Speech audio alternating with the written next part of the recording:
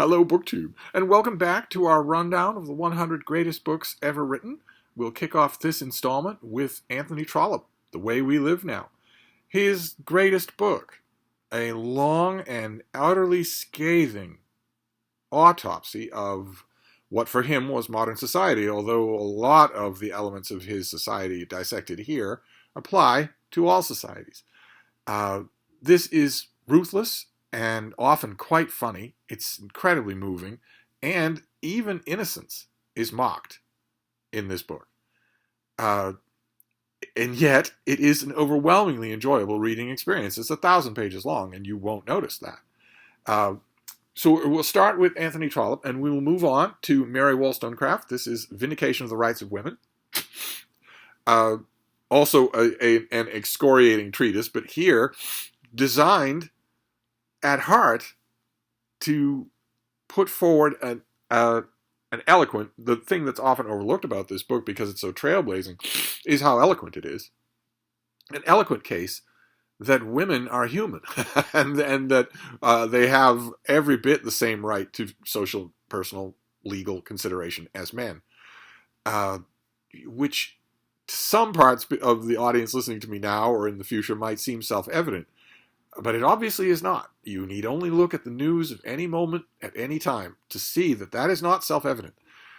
This is every bit as stirring and powerful as it was when it was written. That was centuries ago, unfortunately.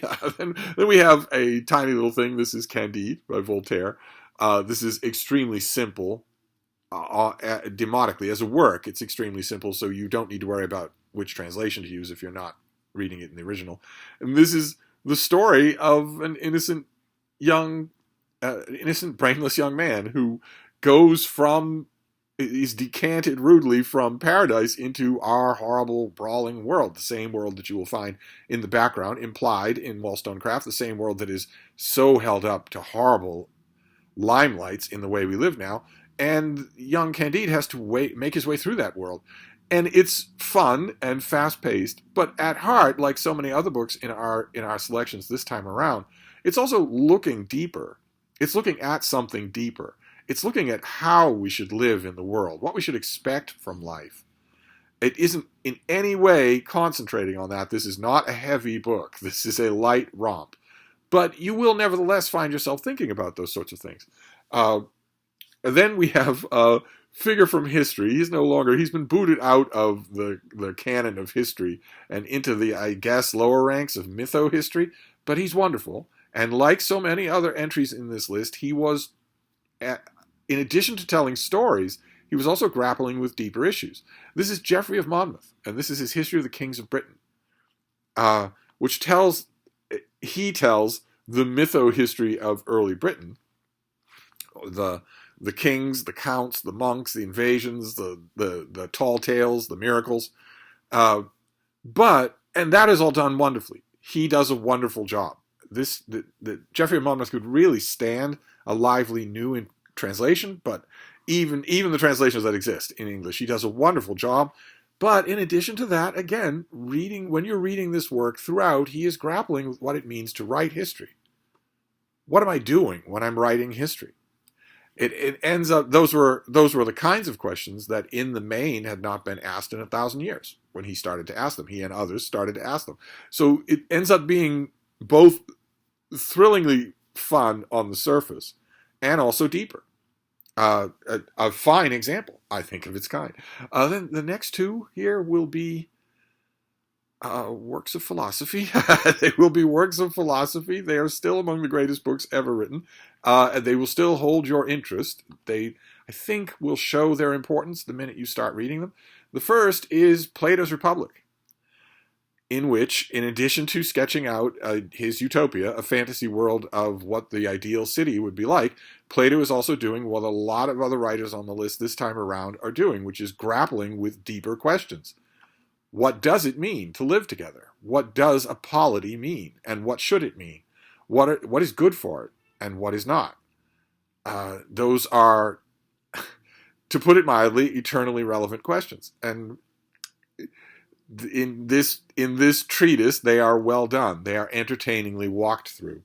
Now, the next book does not have any entertainment element in it. It's as grim as a heart attack. But it's nevertheless a towering work.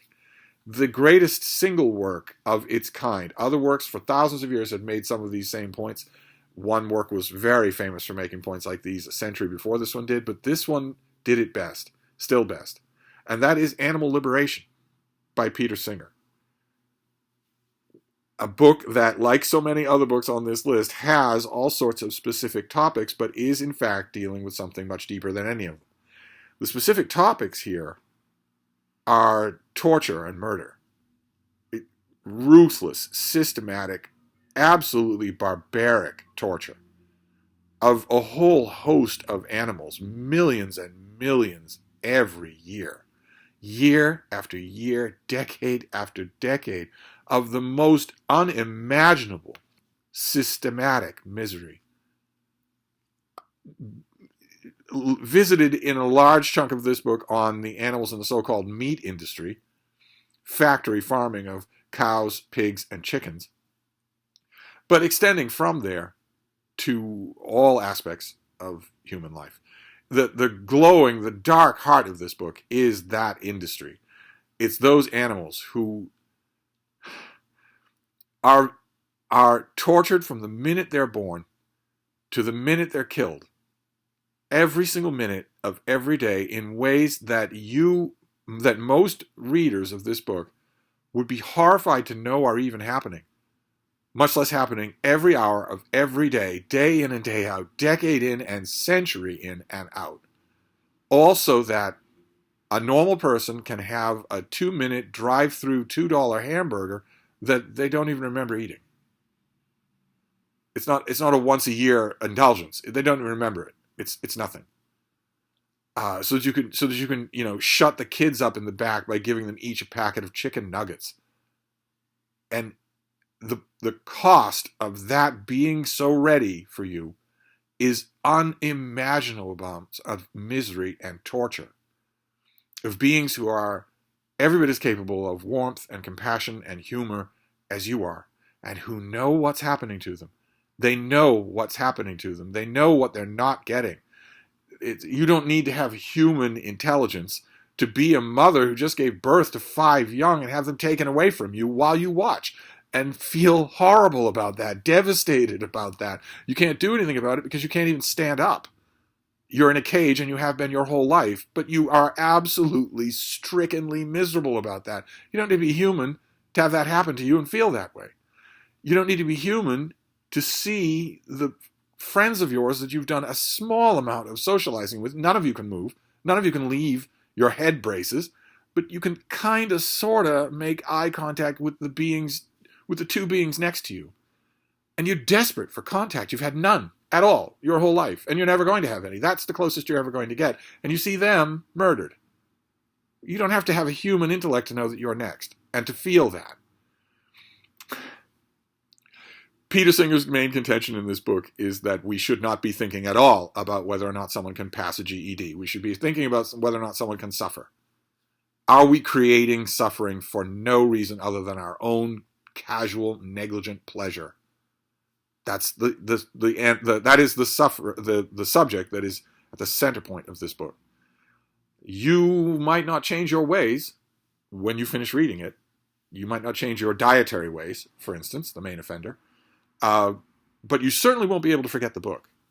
As far as philosophical treatises go, I think that's a good indication that you're reading a massively important work. Then we'll move to something frivolous, but wonderful, scandal sheet history, but still so good and so insightful. The thing that this author never gets credit for in this particular book is his insight. And that is the secret history of Procopius, who was an official in the reign of the Emperor Justinian and wrote official books. He wrote a worshipful account of Justinian's massive civic rebuilding program, for instance. And he wrote dutiful and very suitable for primetime reading bestseller books about the military campaigns of Justinian's great general, Belisarius.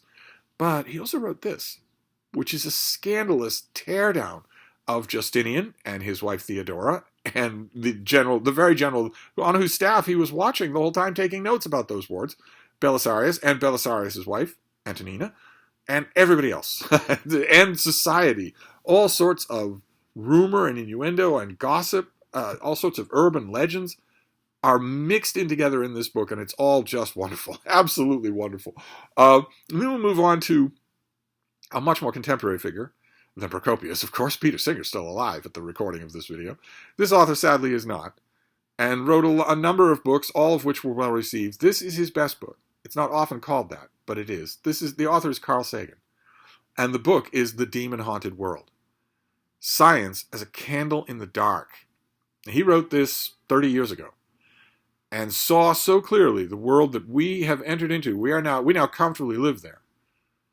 That you would never believe, if you didn't know the publication of this book, you would never believe when it was written. You would believe that it was written last year. This is about science denialism. I don't think that term is ever used in this book, but that's what it's about. And that is now a federally recognized category. You can, if you are in one of the most benighted and fundamentally religious, repressively religious countries anywhere in the world, is not Saudi Arabia, it's the United States. And in the United States, if you are a parent, you can tell your school board, well, I have religious objections to you teaching science to my kid.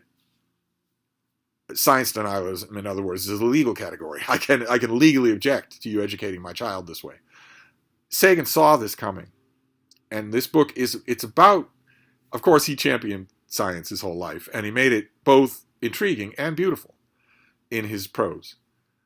But this book is about, it feels so lonely. It feels like such a lonely voice. It feels like him saying, well, I'm not long for here anymore. By the time he wrote this book, he'd had not one but two major health scares. The voice in this book is saying, I'm not going to be around forever, and you have got to learn to see through this crap on your own, or you're going to fall for it. And if you fall for it, the thing you should remember is that there's always going to be a group of people who aren't falling for it and are just using it to manipulate you. You've got to learn to think critically. So all these things that you surround yourself with that have no basis in fact, well, you've got to know that. You've got to be able to see that. It's wonderful. It's a wonderful, wonderful book. The best book that he ever wrote, but also the best book on this subject. The most passionate from the person who spent the most time in the front trenches. Then we move to a book that in its own way is perfect. This is the Oedipus of Sophocles, Oedipus the King, Oedipus Rex, which another figure who will be appearing on this list called the perfect work of drama. It's beautifully structured and unbelievably thought-provoking. It's also nail-bitingly tense. This is everything that you want in a drama that you sit down to watch, but it works on the page. It absolutely works on the page. So, again, there have been a dozen great translations of this work, so just find the one that suits you and sit down to read it. You don't have to worry about anything else that Sophocles wrote, and you also don't have to worry about mythological background. A paperback of Oedipus the King is probably going to give you a long introduction. You don't need to read it. You just let the drama work on you. It's harrowing. And then we'll finish up this installment of the greatest books ever written with a flawed masterpiece. A couple of the books on this list have flaws, rather large flaws. Geoffrey of Monmouth or Procopius are not perfect writers by a long shot. And this book is also flawed. But I have long since reconciled myself to the fact that a book can be great and still be flawed. We've seen a number of those already on this list, and there are plenty more to come. This is Huckleberry Finn by Mark Twain. On the surface, a story of a young boy and an escaped slave who make their way on the river and encounter all sorts of adventures. And it is imperfect in that, given that setup, you as a reader very much want Huckleberry Finn to undergo a personal evolution that he, except under the most strained readings of this book, does not undergo. You also want the escaped slave, Jim, to be different than he ends up being in this book. You want, and most of all, I think, you want Mark Twain to concentrate on the story here, and he doesn't do it. He doesn't do it. It's impossible to avoid the implication, the idea, the impression, 2/3 of the way through this book, that Twain simply doesn't see how important his central story is. A boy who's too young to have acted on the racisms of his day, and an escaped slave who bond in shared adventure. something should come from that story that doesn't ever quite materialize in this book, and yet it is brilliant. Probably the most brilliant thing this author ever wrote, as flawed as it is. So that will wrap up this installment. We will wrap this up for now, and we will be back with the next one as we move on steadily to our top 10 countdown. Thank you, BookTube.